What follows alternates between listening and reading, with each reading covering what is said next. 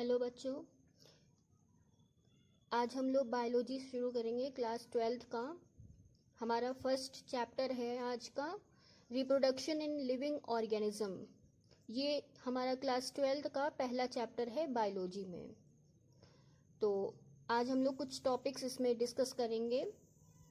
तो हमारा पहला आज का टॉपिक है रिप्रोडक्शन। फर्स्ट टॉपिक है रिप्रोडक्शन। आप लोगों ने क्लास 9th 10th दोनों में पढ़ा है कि व्हाट इज रिप्रोडक्शन, रिप्रोडक्शन होता क्या है। अब आप जानते हैं reproduction is the process in which, reproduction एक प्रोसेस होता है जिसमें एक ऑर्गेनिज्म अपने जैसा हूबहू एकदम सेम टू सेम अपने जैसा एक नए ऑर्गेनिज्म को बर्थ देता है या जन्म देता है। ठीक है, तो इंग्लिश में इसका क्या डेफिनेशन हो जाएगा? It is the process in which one organism reproduces or gives birth to identical or an organism। ठीक है, तो इसका डेफिनेशन हो जाएगा it is the process in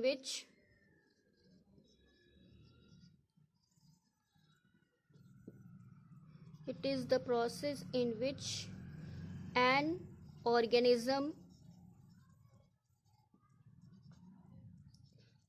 has ability to produce organism of its own kind। ठीक है, ये किसी भी ऑर्गेनिज्म की एबिलिटी होती है जिसमें वो अपने जैसा एक नए ऑर्गेनिज्म को प्रोड्यूस करता है। तो ये नेचुरल प्रोसेस है रिप्रोडक्शन। आप लोगों ने 10th में भी पढ़ा होगा, आपको बेसिक तो पता ही होगा। अब आते हैं कि टाइप्स ऑफ रिप्रोडक्शन, रिप्रोडक्शन कितने टाइप्स के होते हैं। तो दूसरा हेडिंग है टाइप्स ऑफ रिप्रोडक्शन।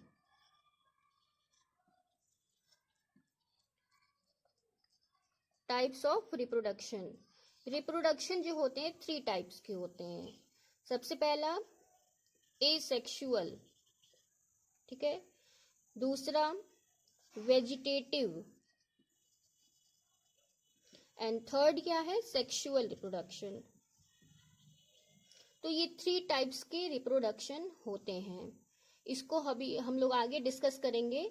उससे पहले एक टॉपिक हम लोग जान लेते हैं कि व्हाट इज लाइफ स्पैन। हमारा दूसरा टॉपिक है आज का व्हाट इज लाइफ स्पैन। ये आप नोट्स इसका बना सकते हैं कॉपी में लिख करके, जिससे पढ़ते समय आपको आसानी हो। तो सेकंड टॉपिक है हमारा life span.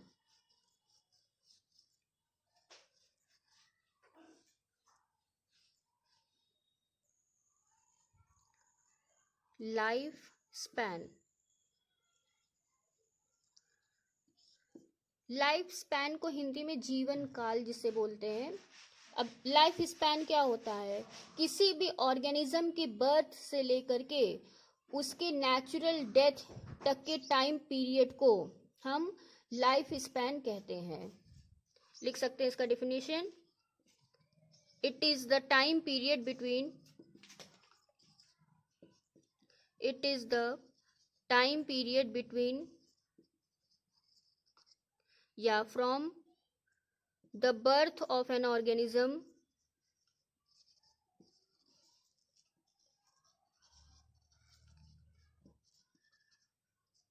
to the natural death, यहाँ पे नेचुरल डेथ हम लोगों ने लिया है, to the natural death of that organism। तो लाइफ स्पैन क्या होता है? किसी भी ऑर्गेनिज्म के बर्थ से लेकर के उसके नेचुरल डेथ तक के टाइम पीरियड को हम लोग लाइफ स्पैन कहते हैं। अब देखिए, अलग अलग ऑर्गेनिज्म का अलग अलग लाइफ स्पैन होता है। जैसे ह्यूमंस का अलग लाइफ स्पैन होगा, बर्ड्स का अलग होगा, टॉर्टोइज का अलग होगा, प्लांट्स में भी अलग अलग प्लांट के अलग अलग लाइफ स्पैन होंगे। तो सभी मतलब ऑर्गेनिज्म के जो लाइफ स्पैन होते हैं वो अलग अलग होते हैं। तो ये हमारा दूसरा टॉपिक था लाइफ स्पैन। अब आते हैं टाइप्स ऑफ रिप्रोडक्शन के। तो पहला हम लोग का टाइप है एसेक्सुअल रिप्रोडक्शन, एसेक्सुअल रिप्रोडक्शन। अब देखिए एसेक्सुअल रिप्रोडक्शन क्या होता है। इस टाइप जो ये रिप्रोडक्शन का टाइप होता है, इसमें सिर्फ एक, यहाँ पे सिर्फ एक ऑर्गेनिज्म की जरूरत पड़ती है, ठीक है। और इसमें क्या होता है, गैमेट्स का इन्वॉल्वमेंट नहीं होता है, यानी कि मेल गैमेट और फीमेल गैमेट फ्यूज होकर के नए ऑर्गेनिज्म को जन्म नहीं देते हैं। यहाँ पे सिर्फ only one parent is required, सिर्फ एक पेरेंट की जरूरत होती है, और इसमें किसी भी तरह के गैमेट्स या सेक्स सेल्स का इन्वॉल्वमेंट नहीं होता है। और इसमें जो ऑर्गेनिज्म प्रोड्यूस्ड होता है वो बिल्कुल आइडेंटिकल होता है, यानी कि जिस ऑर्गेनिज्म का जन्म होता है एसेक्सुअल रिप्रोडक्शन में, वो ऑर्गेनिज्म आइडेंटिकल होता है, अपने पेरेंट से बिल्कुल हूबहू होता है, आइडेंटिकल होता है। इसलिए इस तरह के जो बर्थ होते हैं ऑर्गेनिज्म के, उनको हम क्लोन्स कहते हैं। क्लोन्स आप जानते हैं, किसी भी चीज से, किसी भी ऑर्गेनिज्म से के सेल से बिल्कुल उसी तरह के एक ऑर्गेनिज्म को प्रोड्यूस करना। तो आप जानते हैं एसेक्सुअल रिप्रोडक्शन में किसी भी तरह का फ्यूजन नहीं होता है सेल का, और सिर्फ एक पेरेंट की जरूरत होती है इसमें। और जो प्रोड्यूस होता है, जो ऑर्गेनिज्म प्रोड्यूस होता है, वो बिल्कुल अपने पेरेंट की तरह होता है, उसमें बिल्कुल भी डिफरेंस नहीं होता है। और इसमें किसी भी तरह का जीन्स का चेंज नहीं होता है, जीन्स बदलते ही नहीं है, क्योंकि एक ही पेरेंट से प्रोड्यूस हो रहे हैं और कोई भी सेल का इन्वॉल्वमेंट है ही नहीं इसमें। तो इसमें जो ऑर्गेनिज्म प्रोड्यूस हो रहा है बिल्कुल अपने पेरेंट की तरह होता है, and there is no genetic change. इनकी जीन्स या क्रोमोसोम्स में भी किसी तरह का बदलाव देखने को नहीं मिलता है। तो चलिए हम लोग एसेक्सुअल रिप्रोडक्शन का डेफिनेशन लिख लेते हैं।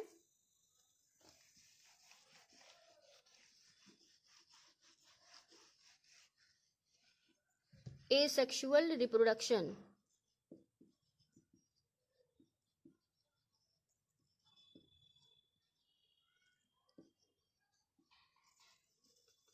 इसका डेफिनेशन क्या होगा, in this type of reproduction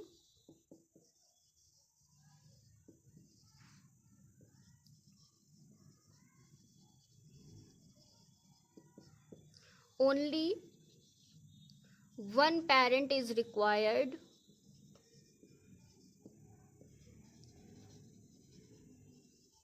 only one parent is required, and the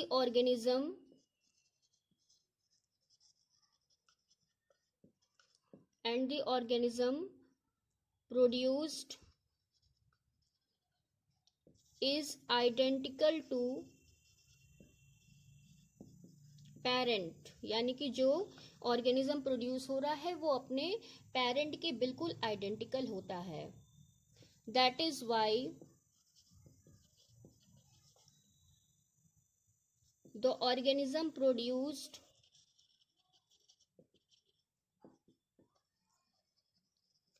is known as clone. इसीलिए जो ऑर्गेनिज्म प्रोड्यूस हो रहा है उसे हम क्लोन कहते हैं, क्योंकि जो ऑर्गेनिज्म प्रोड्यूस हो रहा है वो अपने पेरेंट की तरह बिल्कुल होगा, और इसमें किसी भी तरह का जेनेटिक चेंज नहीं देखने को मिलेगा। इसके बाद हम लोग लिख सकते हैं, इसी में आगे कंटिन्यू कर सकते हैं, there is no genetic change, there is no genetic change, इनके जीन्स में किसी भी तरह का बदलाव देखने को नहीं मिलता है, ठीक है, क्योंकि वन पेरेंट से ये प्रोड्यूस हो रहा है। अब एसेक्सुअल रिप्रोडक्शन के कई टाइप्स होते हैं, उसको अभी आगे हम लोग डिस्कस करेंगे। पहले एसेक्सुअल और सेक्सुअल में हम लोग डिफरेंस जान लेते हैं। तो सेकेंड टाइप का रिप्रोडक्शन क्या है, सेक्सुअल रिप्रोडक्शन। सेक्सुअल रिप्रोडक्शन, अब देखिए सेक्सुअल रिप्रोडक्शन में क्या होता है, 2 पेरेंट्स आर रिक्वायर्ड। इसको हम लोग फिर से लिख लेते हैं, सेक्सुअल रिप्रोडक्शन में क्या होगा,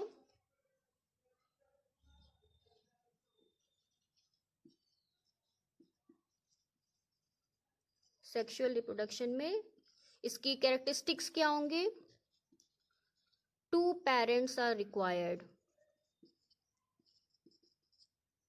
2 पेरेंट्स की जरूरत होगी, that is female and mail.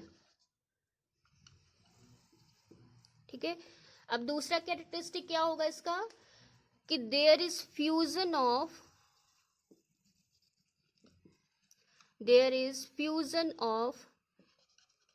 Mail and female sex cells और गैमीट्स। ठीक है, इसमें क्या होगा, मेल और फीमेल सेक्स सेल्स का फ्यूजन होगा और इनके फ्यूज होने से क्या बनेगा, जैसे मान लीजिए मेल सेक्स सेल है, सेक्स सेल्स को ही गैमीट बोलते हैं, और फीमेल सेक्स सेल है। मेल सेक्स सेल क्या हो गया, आप जानते हैं स्पर्म, और फीमेल में क्या आ जाएगा, ओवा। अब ये दोनों जब फ्यूज होंगे तो फ्यूज होकर के क्या बनाएंगे, जाइगोट बनाएंगे। ठीक है, जाइगोट में जब सेल डिवीजन होगा तो ये बनाएगा एम्ब्रियो। ठीक है, तो मेल और फीमेल सेक्स सेल्स फ्यूज होकर के जाइगोट बना रहे हैं, जाइगोट से फिर एम्ब्रियो का फॉर्मेशन हो रहा है, और इसमें आप जेनेटिक चेंज देखने को पाएंगे। इसका तीसरा कैरेक्टरिस्टिक है देयर इज जेनेटिक चेंज। ठीक है, आप इसमें जेनेटिक चेंज देखेंगे। जेनेटिक चेंज क्यों देखेंगे कि 2 पेरेंट इसमें रिक्वायर्ड हो रहे हैं और दोनों के जो क्रोमोसोम्स होंगे वो कंबाइन होंगे। तो जब दोनों के क्रोमोसोम्स कंबाइन होंगे, फ्यूज होंगे, तो ऑब्वियस सी बात है कि इसमें जेनेटिक चेंज देखने को मिलेगा। तो ये सेक्सुअल रिप्रोडक्शन था। अब इसमें देखिए जो मेल और फीमेल जो सेक्स सेल्स होते हैं ये हैप्लॉइड होते हैं। ठीक है, ये हैप्लॉइड होते हैं, और जब ये फ्यूज होते हैं तो डिप्लॉइड सेल्स बनते हैं। ठीक है, डिप्लॉइड होते हैं। देख इसका मतलब क्या है, जो मेल और फीमेल जो सेक्स सेल्स होते हैं, आप जानते हैं क्रोमोसोम्स 23 पेयर्स होते हैं, तो 23 पेयर्स, लेकिन जो सेक्स सेल्स में जो क्रोमोसोम्स होते हैं वो 23 होते हैं, सिर्फ पेयर नहीं होते, केवल 23 होते हैं। तो 23 इसमें से 23 इसमें से दोनों कंबाइन होंगे तो 46 क्रोमोसोम्स का फॉर्मेशन होगा इसमें। तो ये सेक्सुअल रिप्रोडक्शन है। अब अगले वीडियो में हम लोग वेजिटेटिव रिप्रोडक्शन के बारे में पढ़ेंगे, और उसके बाद एसेक्सुअल रिप्रोडक्शन के जो टाइप्स हैं वो हम लोग आगे ब्रीफली डिस्कस करेंगे। Till then take care.